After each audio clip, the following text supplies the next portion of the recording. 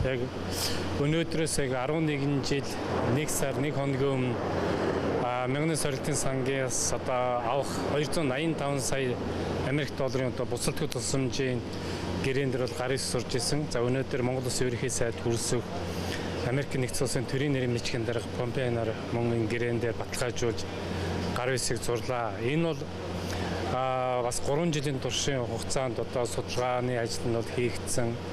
Эдийн засгийн тооцоо нь бол хийгдсэн.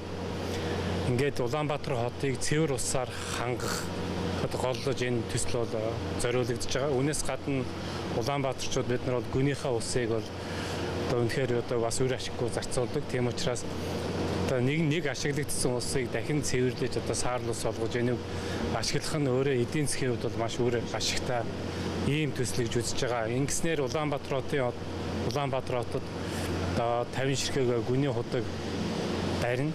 Өнөөдөр Улаанбаатар хотын одоо байнгын өсөн нэмэгдэж байгаа хүн ам за цэвэр усны хэрэгцээг хангахын тулд мэдээж гүний худагаас гадна бас тэр дамжуулах хоол, өргөх носоос усан сан зэргийг бол барьж байгуулна. За үүнээс гадна сүүлийн одоо орчин үеийн техник технологитой одоо ус цэвэршүүлэх юм үйлдвэрийг бол мөн байгуулнаа. Тэгэхээр энэ хоёрын дунд нь бол бас бид нар мэдж байгаа Улаанбаатар хотын цэвэрлэх байгууламж байгаа. Ингээд энэ гурав одоо өнөөдрийн зурсан төсөл бас тэр төв цэвэршүүлэх байгууллага гэсэн ингээд энэ гурван төсөл нийлээд нэг багц бол төсөл болж байгаа. Ингээд 650 сая Америк долларын өртөгтэй ийм төсөл болж байгаа. Үндсэндээ Улаанбаатар хотын иргэдийг цэвэр усаар хангах бас одоо айтаа тухтай байх, цэвэр усыг ашигласан усаа эргэлтэнд оруулах гэсэн ийм эдийн засгийн нэлээд үр ашигтай ийм төслүүд байгаамаа.